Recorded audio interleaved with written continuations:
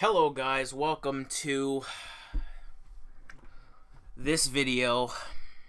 I had to make it. I'm currently shaking right now as I'm trying to come up with the words to describe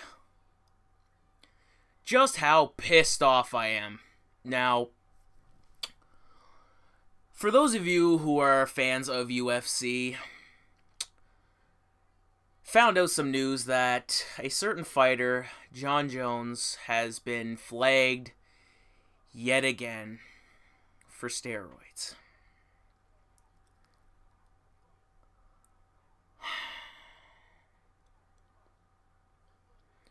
I was watching SmackDown last night, WWE, for those of you who may be living under a rock.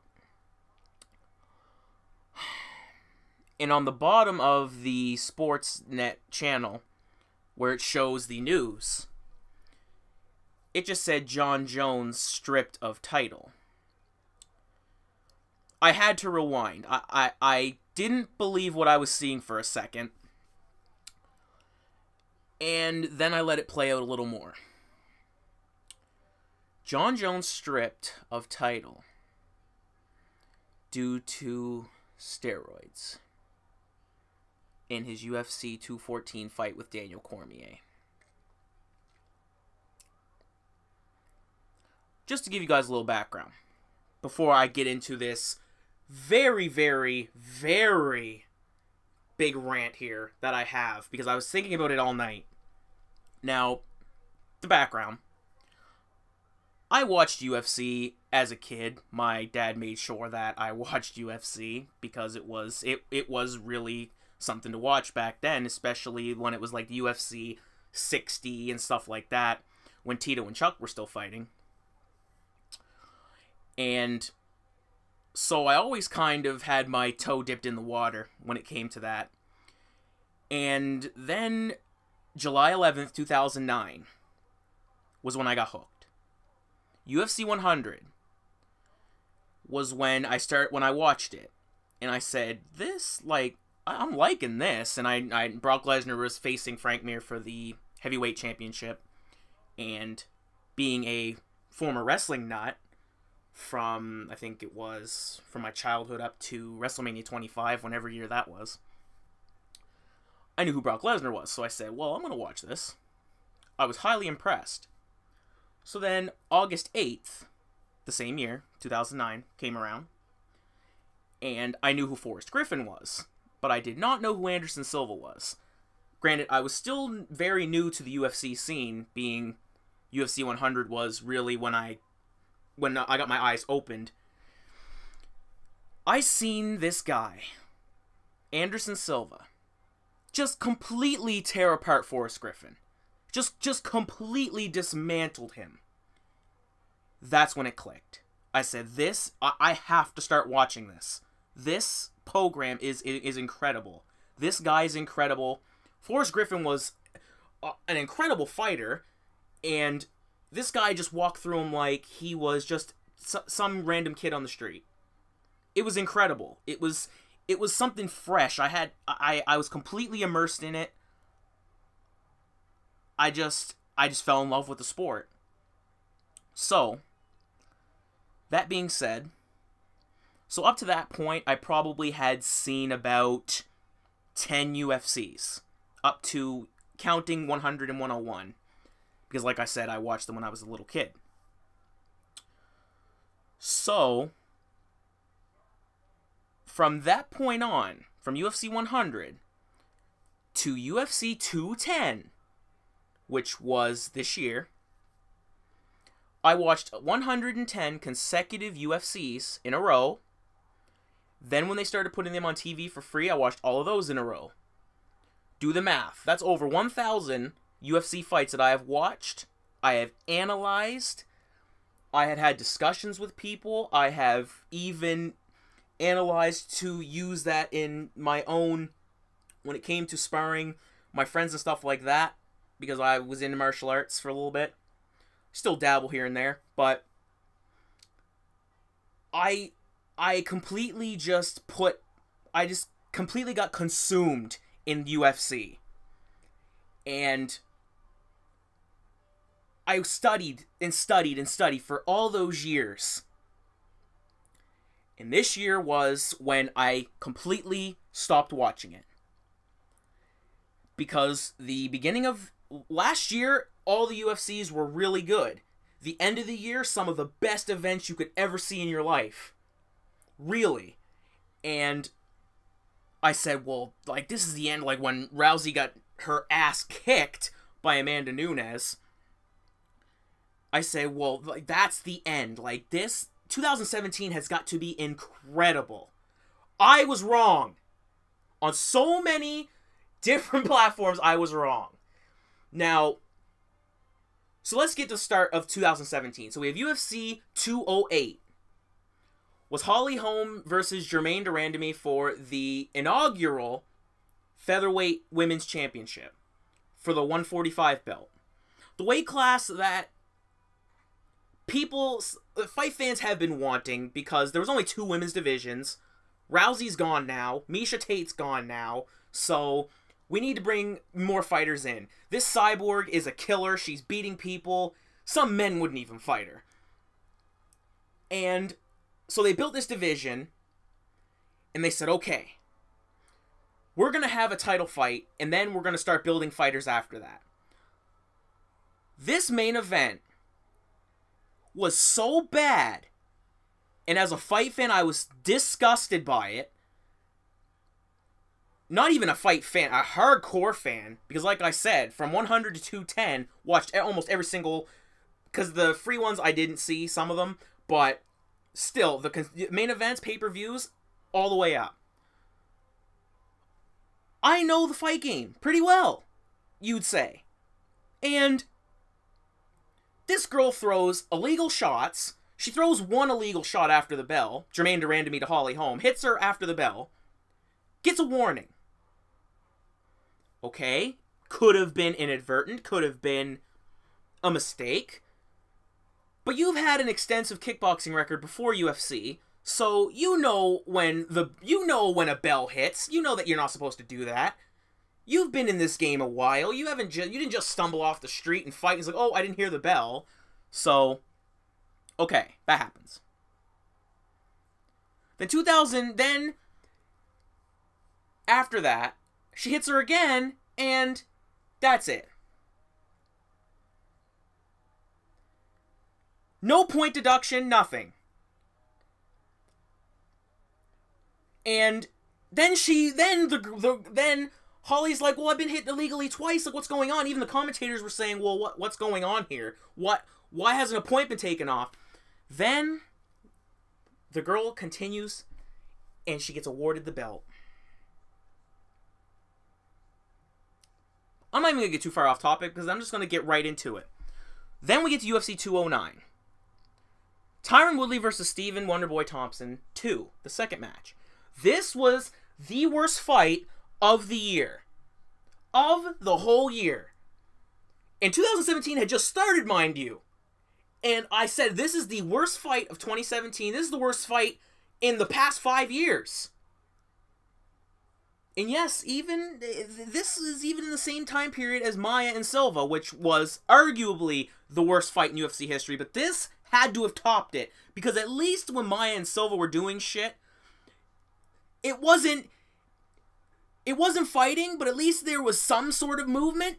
Woodley and Thompson, too, nothing happened for 24 minutes and I think it was 40 seconds. The last 20 seconds, he lands one Hail Mary punch and then knocks Wonderboy down, almost beats him, and then they just give him the title. Because he's the champ. He does one thing and then gets awarded. He did nothing for 24 minutes and 40 seconds. The fight was 5-minute rounds.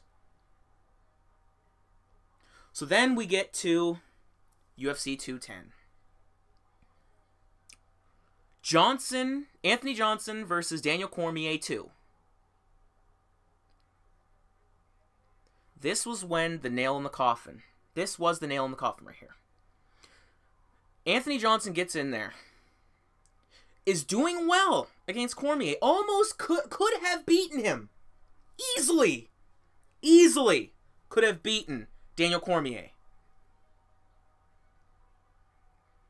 And he just said, he didn't feel like it anymore, so he just basically gave up. Just got something. I don't even remember the fight, honestly. It was so bad. I just erased it from my memory. I couldn't believe what I was watching. I couldn't believe what I was watching.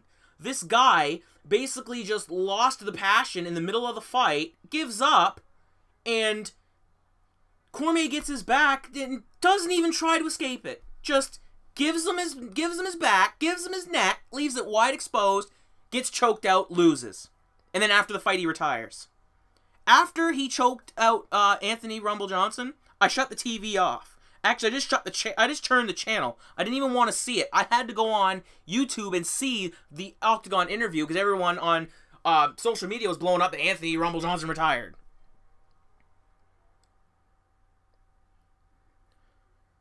That was when I officially retired from watching UFC.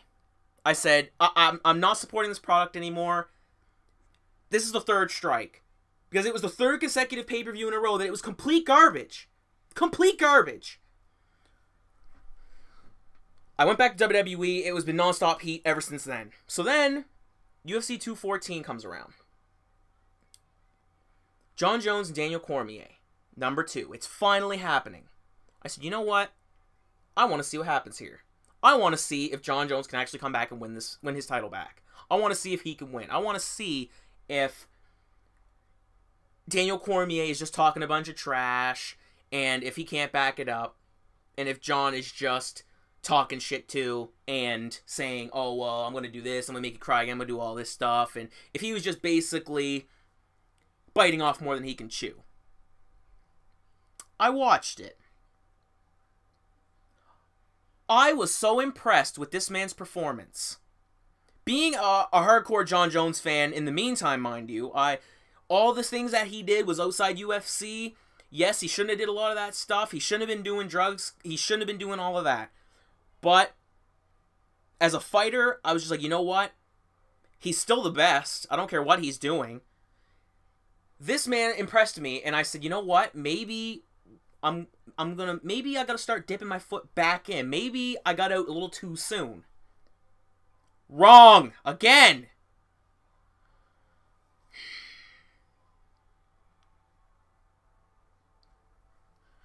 He gets popped. Oh my god.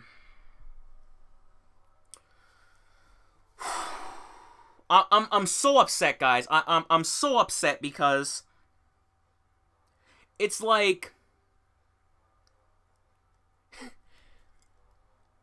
he wasted so many people's time, like his camp's time, everything. But like, what? And I'm not even mad at him. I'm mad at Dana White because. And people say, oh, you're stupid. You can't blame Dana White. Oh, John's the one who did the drugs. He's the one who chose to make those decisions.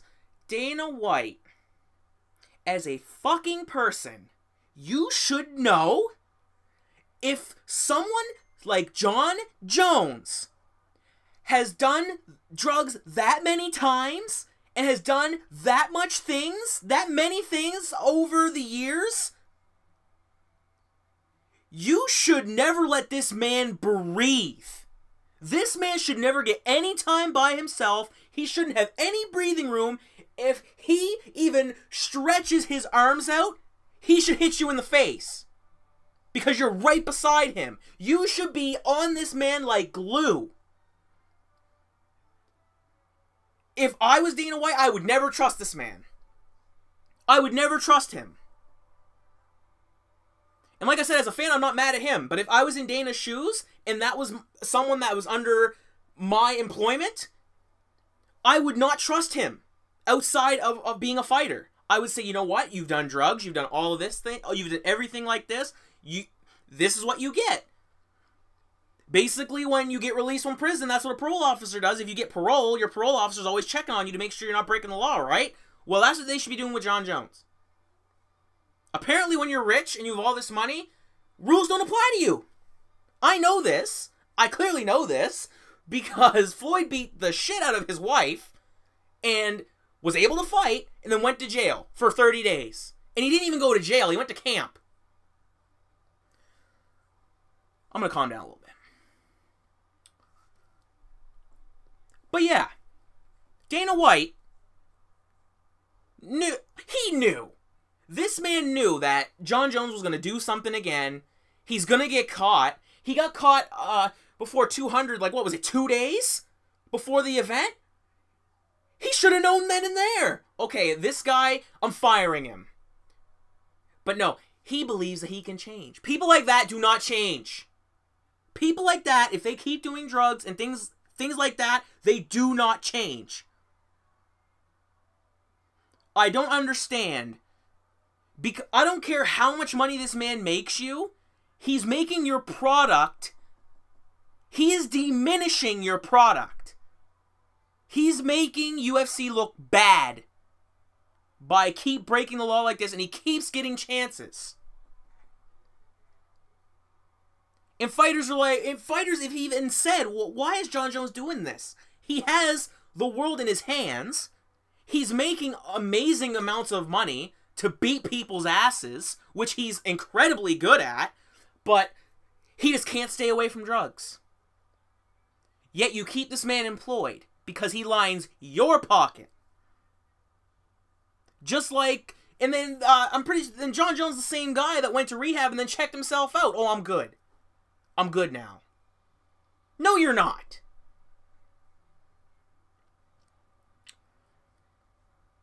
I'm sort of mad at Jon, but I'm really mad at everybody else around him.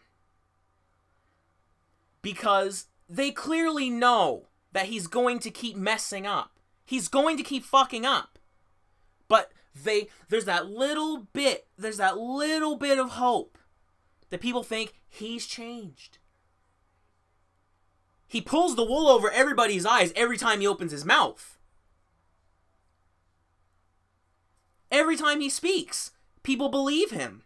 He just has that factor about him. That he can open his mouth, completely, blatantly lie to you, and people just believe him. I have fallen victim to that. I've fallen victim many a time to this man. But it's not all him. It's the people around him. Much like people have said about Ronda Rousey's camp, when she lost twice in a row, mind you, that all her camp are yes men. Which is true. They keep telling her, oh, you're this, you're the best at that, you're the best, you're amazing at stand-up, and you can stand and box with Holly Holm, even though she's a 19-time women's champion in boxing. You can stand with her. No, you can't. They should be sitting Jon down and saying, you know what, you're not fighting until you're 100% clean. Don't care how long it takes. If you're 36, if that takes that long, that's how it's going to be. But you have to make sure your bank account's full. So you keep him, you put him through the camp, you waste his trainer's time, his teammates' time, the people's time, the fans' time. After the fight's done with, you've made that deposit in your bank account, Dana White, and everybody that was involved with this. Then you say, now we're going to strip him. This will teach him. He's only been stripped 2 fucking times of his main title and his interim belt.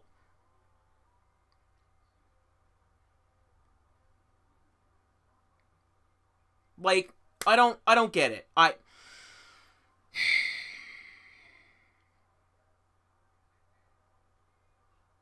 Just like UFC 200 where Brock Lesnar got caught. Dana White, how do you look at Brock Lesnar and say, oh, he's natural?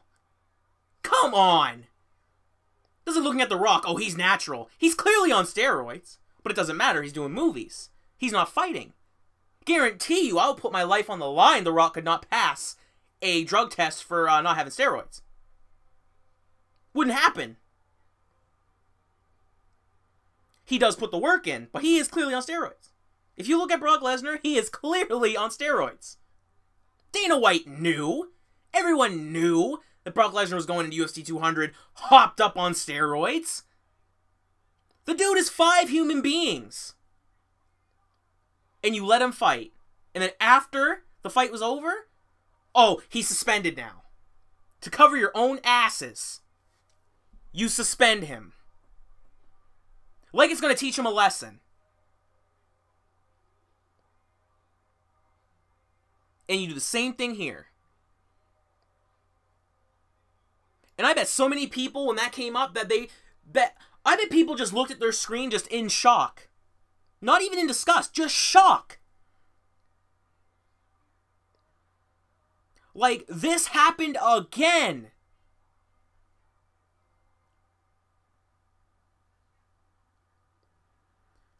I can't believe it.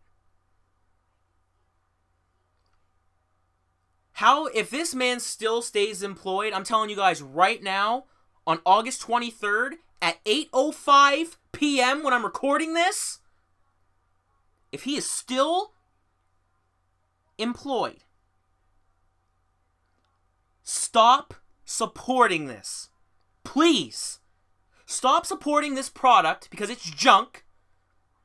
Watch WWE, I'm telling you. You will be 1,000% more entertained. At least when there is a fix or anything in fighting, at least you know it's fake. Because it is.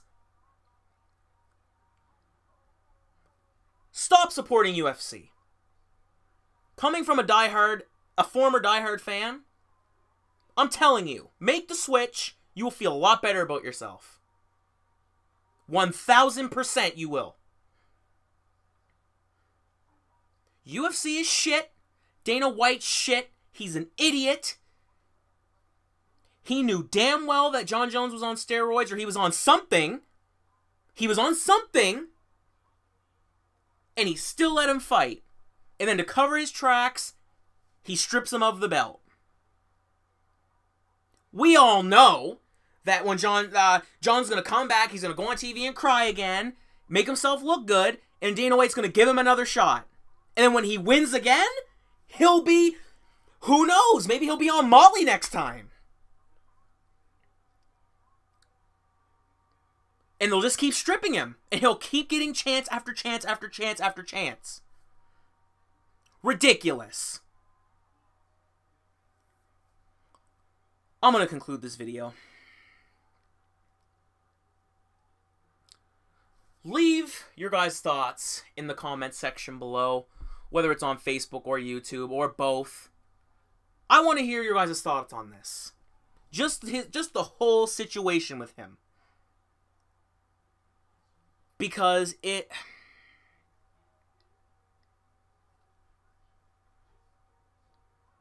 just hope you guys stop supporting this product.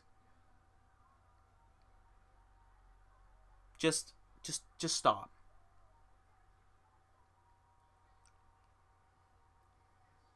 So to repeat, leave the comments, leave your thoughts. I want to hear what you guys think and see what you guys think about this whole thing.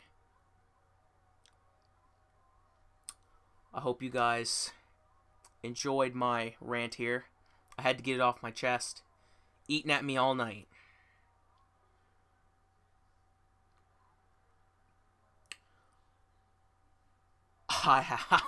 I still can't believe it, man.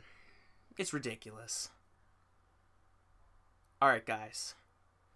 I'm out of here. Peace.